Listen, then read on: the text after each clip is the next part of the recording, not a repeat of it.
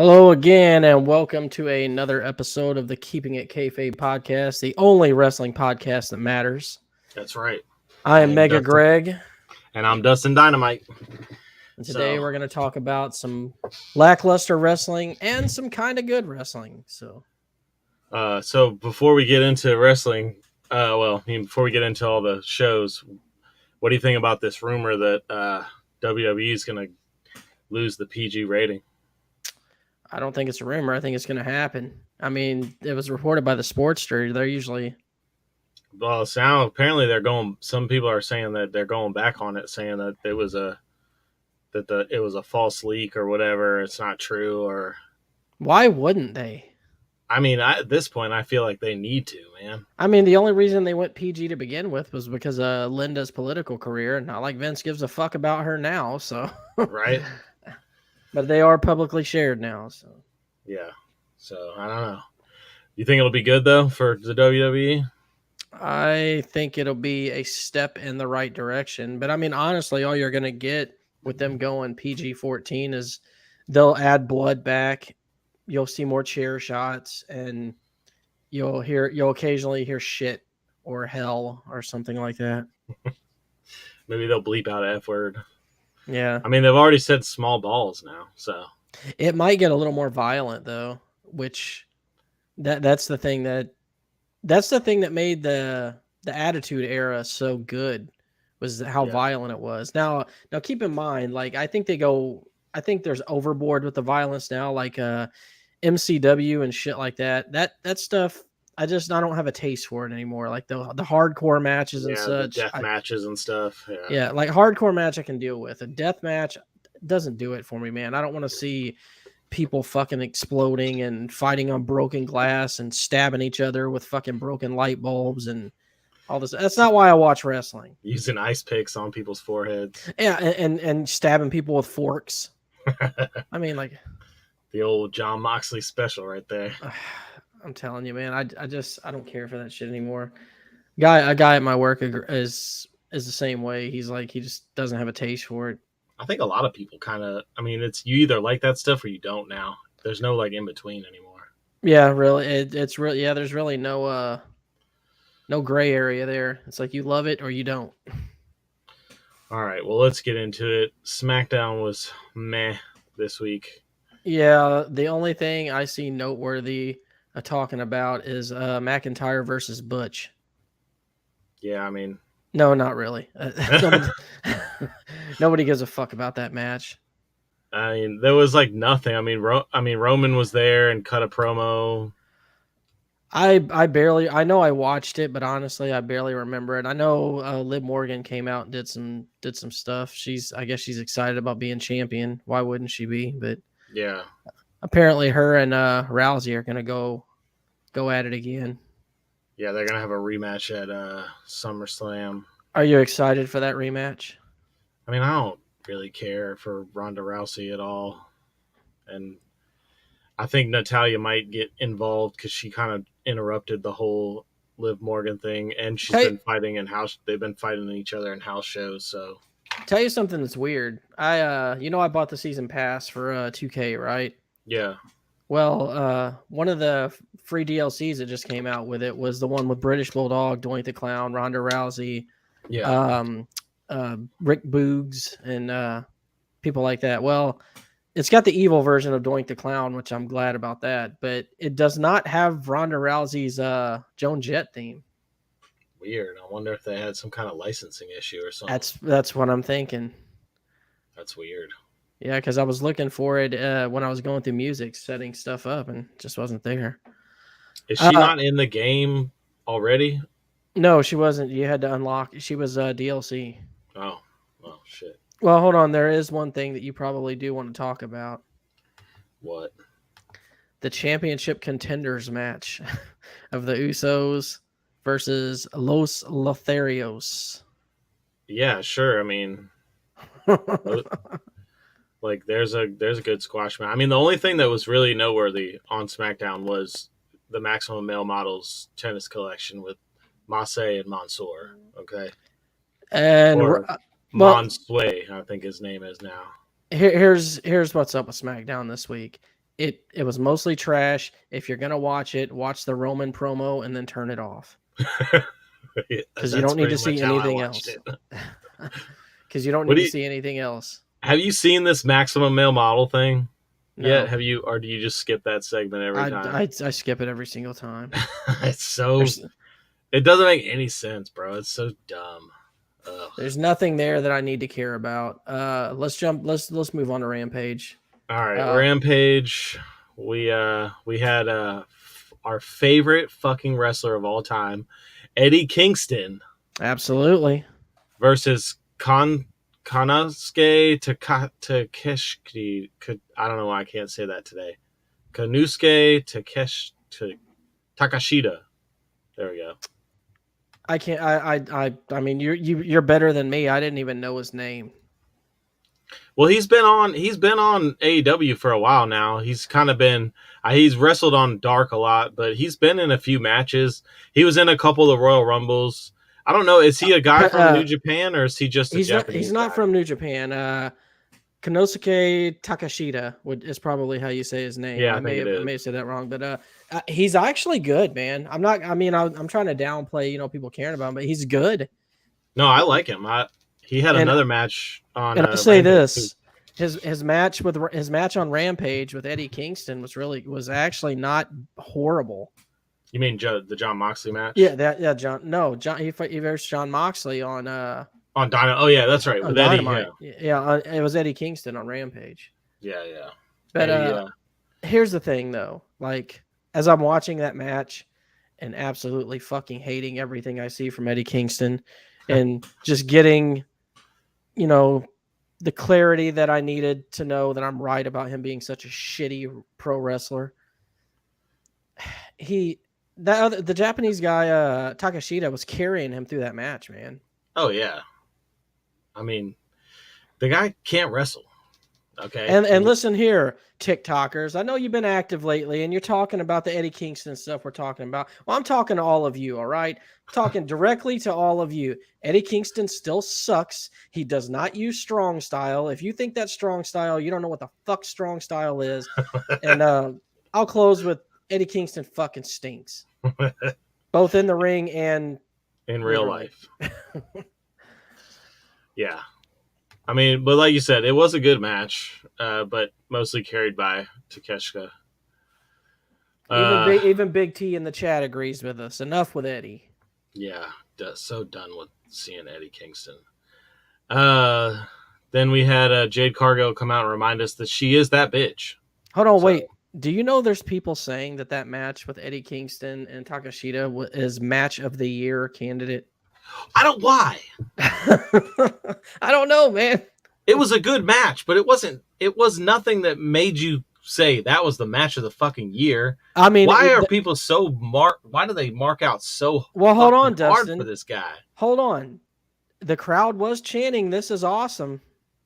Oh yeah. I mean, you could jump off the second turnbuckle and the AEW crowd is going to scream, "This is awesome." It's true. Fucking do a cartwheel in the middle of the ring and they'll fucking scream, "This is awesome." They'll chant "This is awesome" as soon as your theme music hits and you walk out from behind the curtains. Like nothing's happening yet. Like, calm down, Jesus Christ. Fucking yeah. But so then we had Jade Cargill come out, remind us that she is that bitch. Jade Cargill's hot. I'm sorry. Yeah, and she is that bitch. So she is that bitch. And she's hopefully tall, eventually man. she's gonna fight fucking Athena or Chris Statlander or both of them at some point. Instead of she makes all those women look so small. Yeah, she's a beast, dude. Big T says, "Is it bad that I really hope something bad happens to Eddie next week?" And that barbed wire anywhere match could really use a Kingston vacation. I agree 100%. Please, God, go take a break, man. We need a break. You know what'll happen though if he does end up getting hurt and can't wrestle? They're just gonna put him on commentary every week. No, they'll just have him cut a stupid fucking promo where he says he wants to fucking kill someone or taste somebody's blood or a 30-second promo. Yeah. He'll talk about how it's not wrestling anymore. This is real. He's pissed now, and Yeah, he's angry now. You better watch out. And it's not going to be a wrestling match. It's going to be a fight because every one of his matches is a fight. It's not a wrestling match. That's right. Then we had Lee Moriarty and Jonathan Gresham versus the Gates of Agony. No one cares. Jonathan Gresham turned heel, which apparently was a big deal. I don't know much about the guy, but he's the ROH World Champion, so apparently he's always been a big baby face, and I guess his heel turn was big. Here's the thing, like Jonathan Gresham is really good. He reminds me, he's like Zack Sabre Jr., but he does flips and shit. Yeah. So, but I don't know, man. He's always been kind of boring to me. But maybe this heel turn will make him more interesting. So, let's see. Then we had women's match. Who cares? Yeah. And then we had the only thing that was really good about Rampage the whole night was Orange Cassidy and Tony Nese going at it. Fantastic match. Great match. Definitely made up for the waste of the rest of the time, though. You had your typical Orange Cassidy stuff, which I am not the biggest fan of. My only thing with Orange Cassidy is I wish he would get some more actual like wrestling moves in his arsenal. Yeah. Like, you know, like some suplexes, some backdrops, things of that nature. Doesn't have to be a lot. I'm not asking that he becomes a technical wrestler or anything, but he just needs a little bit more to show that he's not just a stunt guy per se. Yeah. And he actually does have some wrestling training. Well, he does. Well, you know, he fucking tries a bunch of moves, but he can't. He's so small, he can't lift people up, you know? Well, he shouldn't have to lift them up if they're doing their job. I mean, all they got to do is push off. Wrestling 101. I know that's a part of his shtick, though, man. He's always fucking trying to throw people over his back or powerbomb them, but he can't pick them up. He's fucking goofball, man. I love that guy, though. Now, the thing is that stuff could stay around, but like you could give him moves that. I mean, he has like 7 different versions of the DDT. Yeah. I mean, come on, man. Show us something else here. I do love that he does a Superman punch with him being so small, and then that's his finisher. Pretty cool. All right. Well, that was Rampage, and then you said you got the Raw stuff pulled up, so I'll let you lead that one. All right. So Raw started out with a Brock Lesnar promo that was actually pretty damn good. I liked it. Yeah, first he came out, then Paul Heyman comes out. You know, anytime Paul gets a microphone, it's gold. So, yep. But I mean, it was your typical Brock Lesnar promo thing. But here's the thing with Brock, man, is people complain when he comes back, like, oh great, we get Brock again. But the fact of the matter is, when Brock is on TV, you cannot help but to fucking watch. Yeah. You want to see what he's gonna, even if it's the same stuff he's done before. You want to see it because he's Brock Lesnar. I think people just hate on him more because they want to see him all the time, and he's not. It's not going to happen. Hey, I'll say this though: people love Cowboy Brock. Yeah, they do. They do. He got that big old pop in Texas, man. I think he's more. I think because that's more his real personality, and you know, people they like to see that realness. Do you like that he said life is good for Roman Reigns since WrestleMania? He's been living high on the hog. Yeah, flying in private jets. He called him the tribal hog. But yeah, it was a good promo by him. I'd say definitely go back and check it out if you want to see anything from Raw. What else do we have here? Theory did come out and interrupt him, which that was actually kind of interesting too, because Theory is like he's letting people know that he's the Money in the Bank winner. That's right. He's coming for him. It. Do you think he cashes in on the winner of Roman and Brock? They say he's going. I mean, he keeps saying he's going to. He's going to wait for his opportunity because those two guys are going to be beaten down. I mean, I could see it happening, I guess. Here's why that doesn't make sense. Okay. All right, so it's a last man standing match, which means one wrestler has to be standing while the other is down, and the referee counts to 10. That's how a last man standing match works. Right. So if Theory's going to come out and cash in, he's still going to be coming at somebody who's on their fucking feet. It's not like they're going to be laying on the mat. So it doesn't make sense. Well, they're going to be so beat up, though, from this back and forth for a last man standing that it'll be an easy win.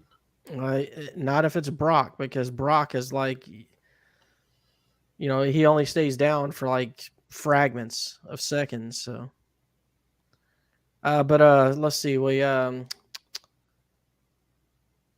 do we have next here? Oh, the one thing you forgot to mention about that is Dolph Ziggler also got involved with Theory. Yeah, but that was at the end of the show. You're jumping to the end. Oh yeah, that's right. That was at the main event. I forgot. Yes. So yeah, the Lesnar thing went on for quite a bit. Then we had some shit with Rey Mysterio and Dominic Mysterio and Judgment Day. I mean, it was all right. Yeah, it's. I don't know, man. As much as I hate Judgment Day, and I've hated them since their creation, I don't like Finn Balor as the leader as much as Edge. Yeah, it doesn't have its same. Well, because Edge can actually talk on the mic. As lame as it was, he can talk on the mic. Yeah. But Finn Balor, man, he just doesn't have those mic skills. So, what do you think this new version of Edge is going to be? Do you think it's going to be like an old version of him, or do you think this is going to be some new?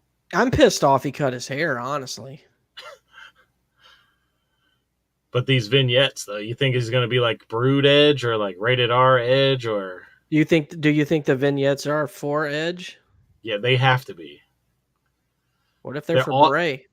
They're not. But every Easter egg is an Edge Easter egg. Like the one they showed this week was the burning flannel shirt, which was Mick Foley.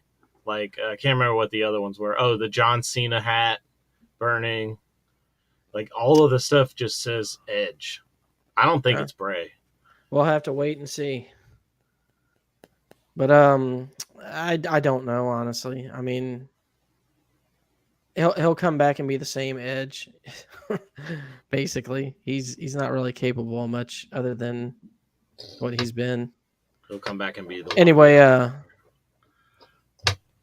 Finn Balor defeated Damian Priest via pinfall. Why do I not remember this? Because it's WWE. It doesn't matter. Yeah, they fought them. They fought the Mysterios, and then I guess they fought each other. I don't know why. If you want to know, I know we're supposed to talk about the shows here, but it's just not worth talking about. Sorry, we have better stuff to talk about in other shows. Yeah. Exactly.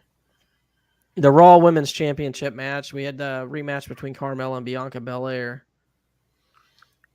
For a women's match, it was all right, but Belair ends up beating Carmella again. I think Becky Lynch is going to end up fighting Bianca. No, actually, that match. She beat her, but Carmella won that match. I'm sorry, she won it via count out because Becky interfered. She can't win the belt by a count out. That's right. So, I guess that's their way of keeping Carmella in the mix. Then we got the second best thing that happened on Raw, the Miz segment with Tommaso Ciampa, where they're talking about the whole thing with Logan Paul. And the Miz still trying to play like, they're not going to have a match, but then right. they show like the video clip of Logan Paul basically saying he's coming for Miz again. I'm ready for him to come out, man. Ready to hear that pop. Well, you're going to get it because I think next week on Raw he is going to be there, so... Awesome. So you will get to see Logan Paul live. Surprisingly excited for that. Me too, just because I like this Logan Paul and Miz thing. Yeah. And I thought he was good at WrestleMania. So yeah, the Miz is good. Logan Paul has been good in WWE. You can't really say anything bad about him. So no, he's doing awesome with it. But AJ Styles also came out and he basically told Miz to shut his mouth and talked about his tiny balls. But it's kind of funny how he segued into it because he talked about all these different things on the Miz, and then at the end, the Miz kept talking about he's like, don't say it, and AJ says all this little piece, and then finally at the very end he's like, oh, and he has tiny balls. God, I wish they did more with AJ. Yeah. Such a waste. Such a waste, man. So we got The Miz and Tommaso Ciampa versus AJ Styles and Ezekiel, because Ezekiel came out too. What is up? Have we figured out what's up with Kevin Owens? No, I can tell you I very much miss him on the show. He must be sick or hurt or something, because he's been out for weeks now. So, Well, I think this will be like the third week he's been out. Look, when you have all the stuff to take care of, being the national treasure that he is, sometimes you just can't be there, okay? It's true. He is a goddamn national treasure. Absolutely. We go into Dewdrop, Nikki Ash. Nobody gives a shit. If anybody does care, they fought Alexa Bliss and Asuka. Asuka still looks good. Alexa still looks good. Dewdrop and Nikki Ash both don't. So it's Nikki ASH, not Nikki. Oh, Ash. sorry, Okay, Nikki ASH. I'm so sorry. How dare me screw up such a very important and prominent name as Nikki what was ASH? Well, R-Truth comes out, talks about the city of brotherly love. I don't know why. I forget why he came out. He came out to be a tag team counselor to the. Oh, that's right. Yeah, that's right. Saying he's going to be and the was it the Usos? No, not the Usos. No, yeah, the Usos and Omos with MVP versus Street Profits and R-Truth. We see this every fucking week, man. The Usos and Street Profits. I told you, like, I'm tired of seeing it. I just don't care anymore. Do they not have any other tag teams? Like, they barely have a tag team division. Otis and Gable, or whatever the hell his name is. Well, this is your new United States champion, Bobby Lashley and Riddle versus Seth Rollins in Theory. That was decent, but nothing to ride home about. Yeah.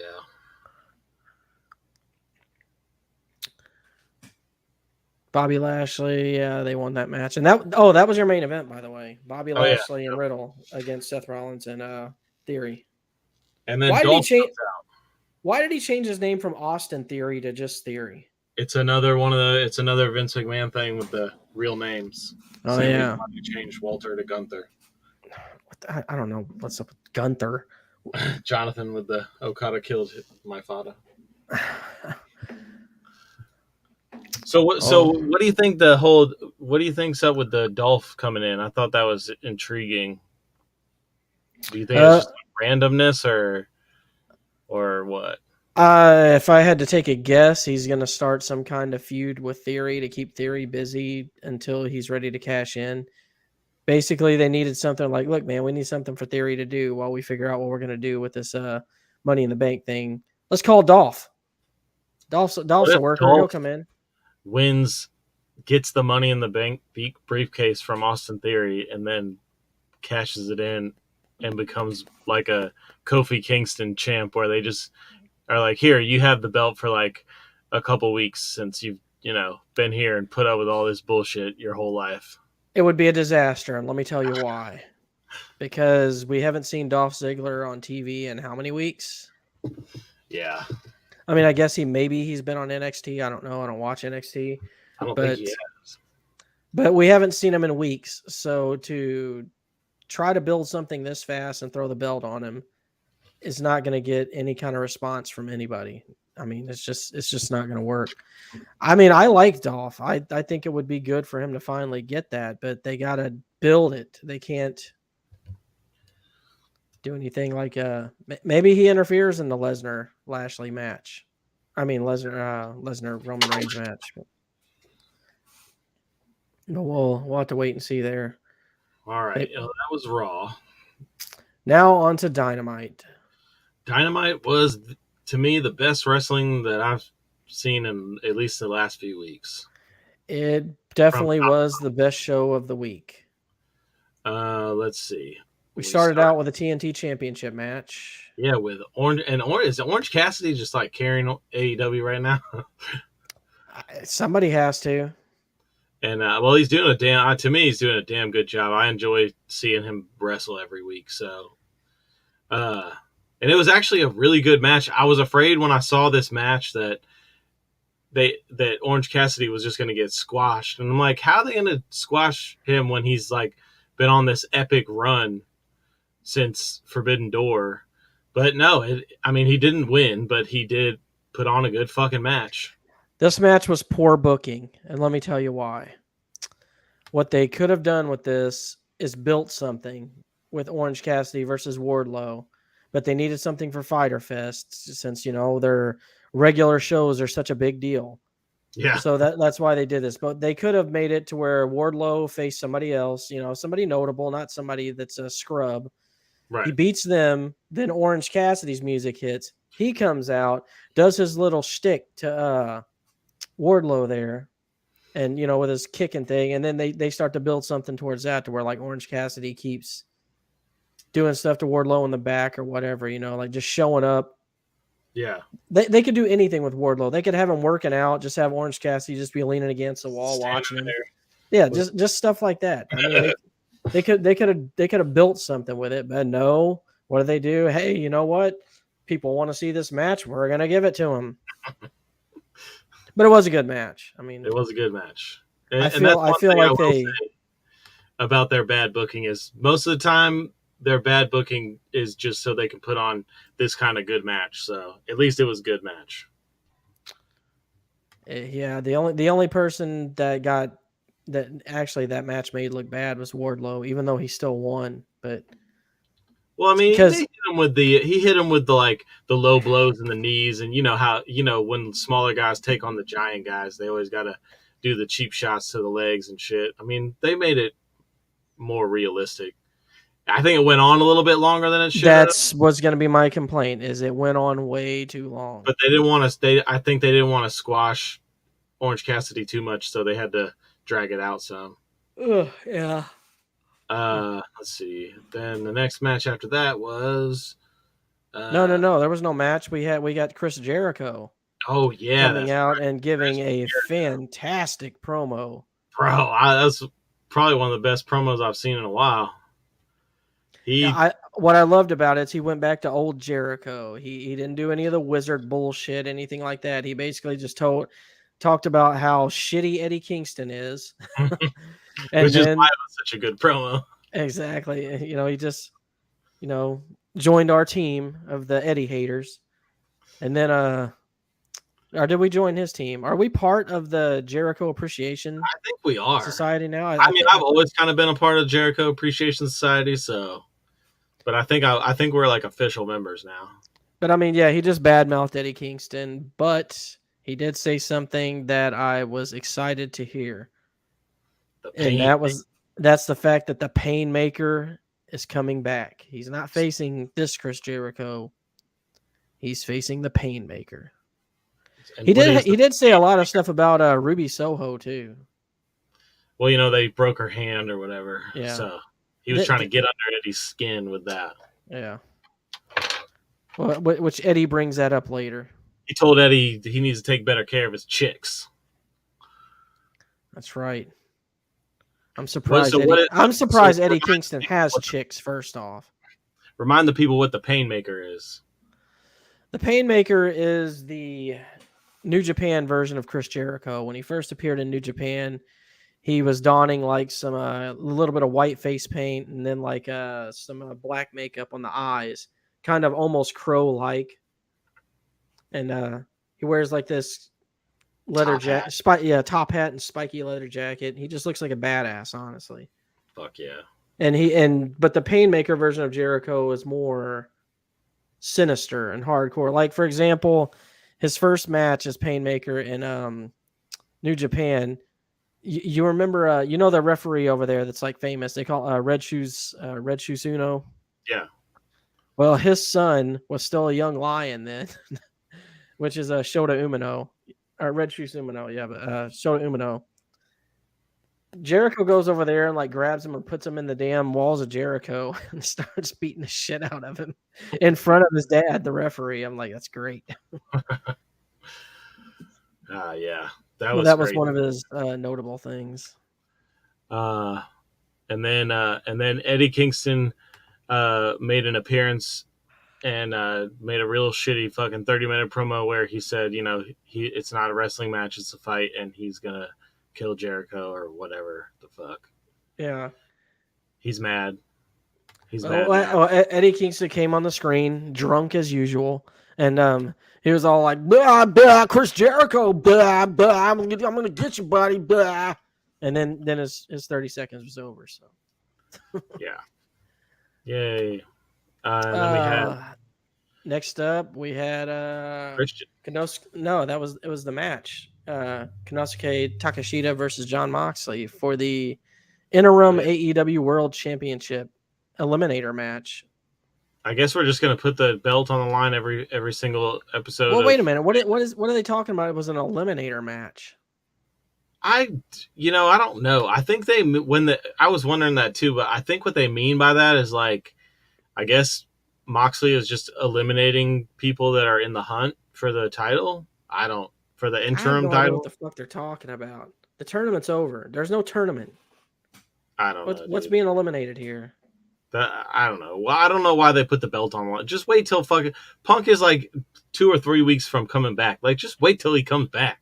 Exactly. Fuck. Just have Moxley in a boiler room somewhere, building up a fucking feud with Punk so that they can fight for this fucking unification match. That was a damn good match, though. I will say that. The match was really fucking good. And for once, the other guy bled, not Moxley.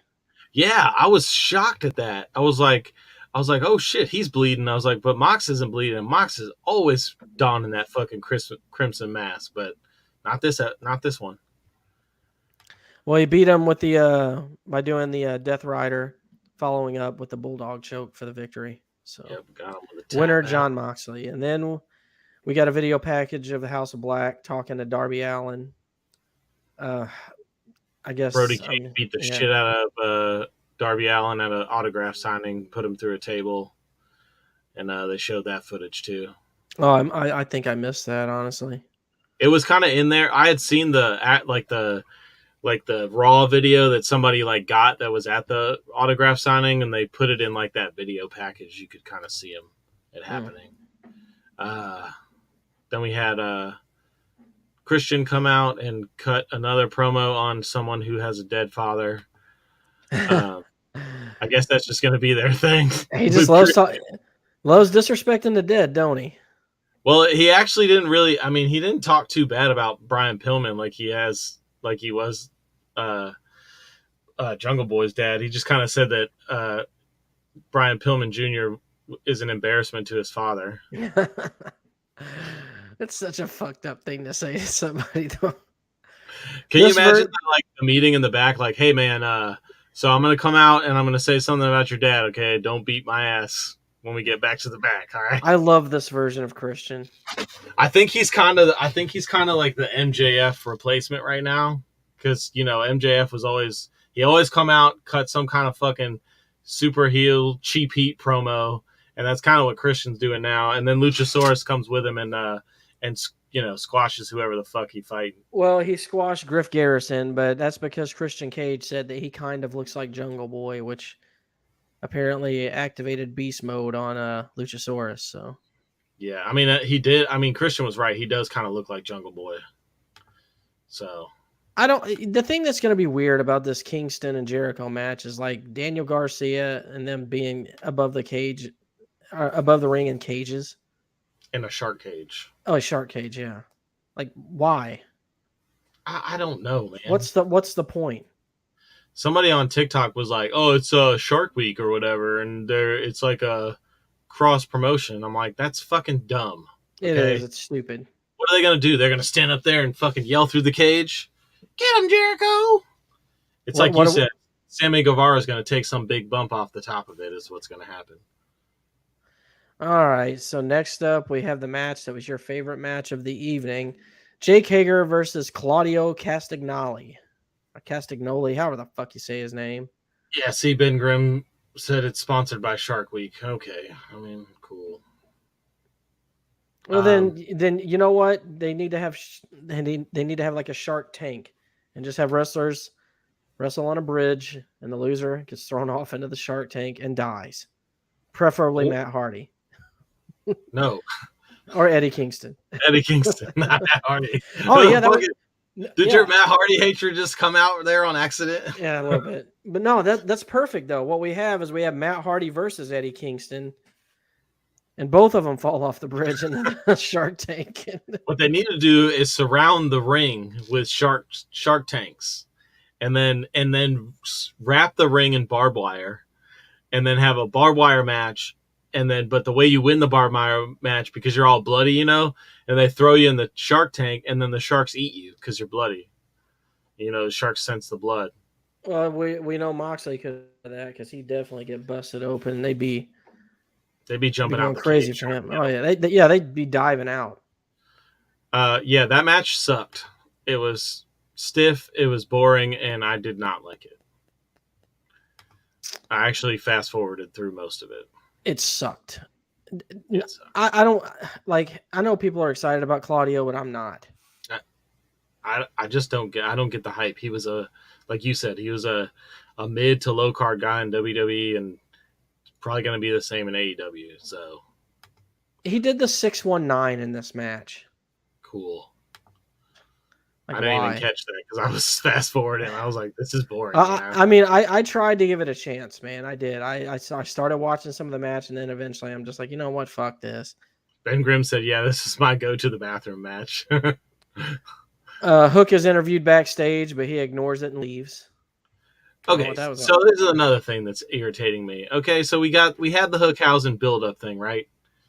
Yes. And then all of a sudden, there's no more Hookhausen. Now Danhausen is like hanging out with the best friends. And now we're back to this Hook.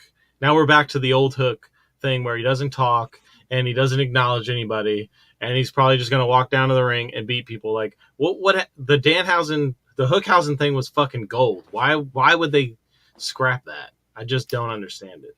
I do not know, but the one thing I can tell you is that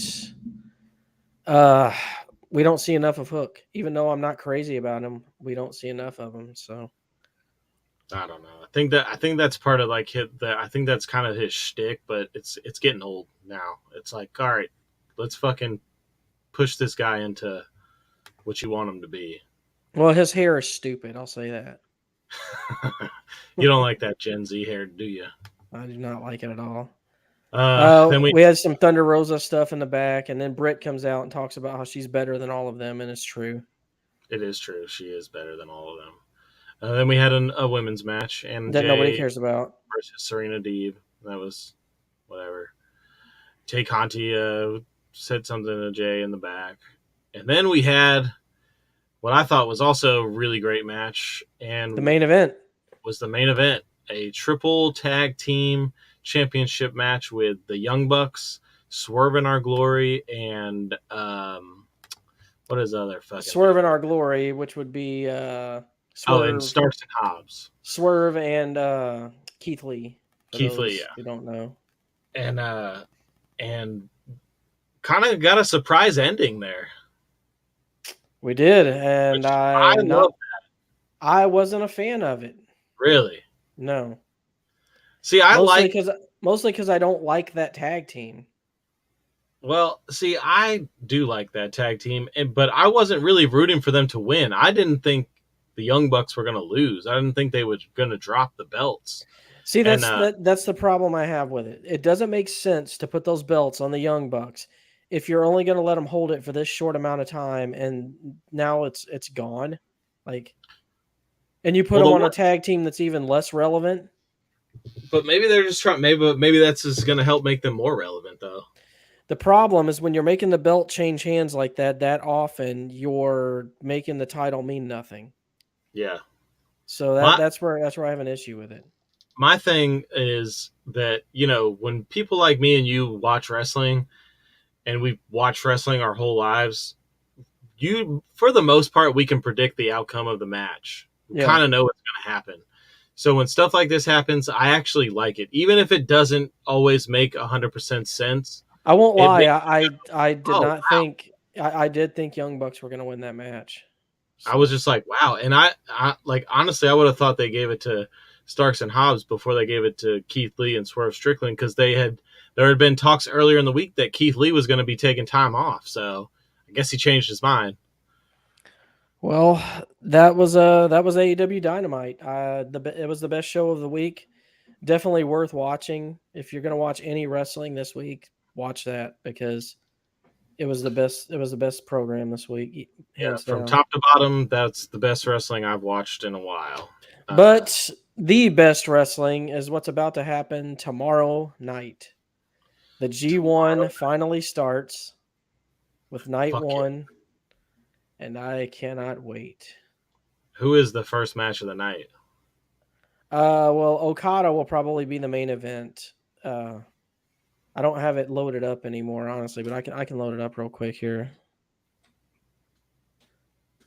because I was setting up a tournament earlier with this for my 2K. So Big T, I was kind of suffering from wrestling fatigue this week too.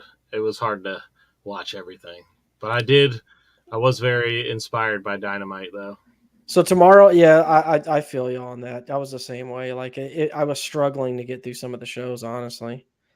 But so night one, we have Okada versus Jeff Cobb in the A block. That'll be a great match. Sonata versus Jay White, which will also be great. Tanahashi versus Aaron Hanare, which this is the thing. Like that's one of those matches that you see on paper and you're like, I don't know, man. That one doesn't sound that great. But sometimes those are the ones that end up being the best match of the The evening. surprise matches. But your main event is definitely going to be the next one, the D block, Will Ospreay versus El Phantasmo. That's night one. That's night one. That's the main event. I think that'll probably be the main event. It's either going to be that or Jeff Cobb and Okada. Dude, that's gonna be a fucking banger match too. I'm telling you, that Ooh, I can't. night one delivers. So what time does that start in American time? It'll be like 2 a.m. Ah, fuck. So I'll have to watch it like in the morning on Saturday. Well, I mean, actually, it'll probably start at like 2. It'll either be 2 a.m. tomorrow, like on the 17th for here, or it'll be 2 a.m. tonight. Oh well, shit. I might be able to watch it tomorrow then. Saturday, I'm gonna be busy as fuck. So I'm actually about to. Yeah, check July that. 16th. See, Japan time throws me off. It says 1 a.m. PDT, 4 a.m. EDT, and 9 a.m. BST. I don't know what any of those stand for. I would assume 1 a. I would assume 1 a.m. is Pacific. Maybe I don't know. 1 a.m. So that would be like 2. Like you said, it'd be like 2 or 3 a.m. here. I'm about to look it up. All right. So yeah, it's Pacific time. That's what I thought. But it's like it's not Pacific Standard Time. It's something else. What do they call it? Pacific Daylight Time. That's what it is. Sorry. It was going to drive me crazy if I didn't find that. So yeah, it's So it'll be starting in a couple hours then. probably yeah. Well, good. That means I can watch it tomorrow. Because Saturday I'm gonna be busy all fucking day. That's what I'll be doing. I'll be waking up and watching the G1 because once the G1 starts, I don't give a shit about any other wrestling. That's just how it is. Yeah. Well, all right, that's our show. We ran through it pretty fast, but because there's just not a lot to talk about lately, there's a lot of injuries in wrestling, and it makes it really difficult to talk about. We probably picked the wrong time to start a wrestling podcast, honestly. I mean, but at least we can come on here every week and let the people know how much Eddie Kingston fucking sucks. Absolutely. That's the whole reason we started this thing. It's Yeah. because we got tired of it, and people just need to know. People And need to know it. also, They need to start fucking understanding. they needed to know that, and they needed to know that Kevin Owens is a national treasure. It wasn't being said enough, so we was like, you know what, we're gonna do something about this. Exactly. And you know what? When all these guys that are hurt come back, it's gonna make it even better. So Yeah, I'm looking forward to Punk coming back, and it looks we got like the G1 now. So and the I'm G1, already. and then you said that the MJF thing is definitely a work now. Oh yeah, dude. I really hope that's true. I mean, that hasn't been confirmed yet by a lot of sources, but It's yeah. Eddie Kingston gets good pops because AEW fans are the biggest marks on the fucking planet. That That's is why. exactly why. In WWE, Eddie Kingston would be barely mid card, if even mid card. He'd be fucking fighting for the 24/7 title on He WWE. would actually, yeah, you're right. He would either be fighting for the 24/7 title or he'd be on NXT as like a show opener. Yeah. Fuck Eddie Kingston. I agree. Fuck Eddie Kingston. Eddie Kingston, fuck you. Yeah. I hope Jericho beats your fucking ass. I hope he makes you bleed. I hope Jericho tastes your blood, and I hope you don't get to taste any of Jericho's blood. That's right. Yeah. Yeah. Fuck Eddie Kingston. All right. All right. That's it. That's our show. Thanks for watching, everybody. Click that like and subscribe button if you like our show. Also, check out our other podcast, the Slacker Cast, on Tuesdays. Go hit the subscribe button on that as well. Hit that little bell for the notifications. So when we go live, you will can join us in the chat. We do a lot of lists on that show, like top 10 list and just random talking about everything. So, but yeah, that's it. So until next time, Keep it kayfabe.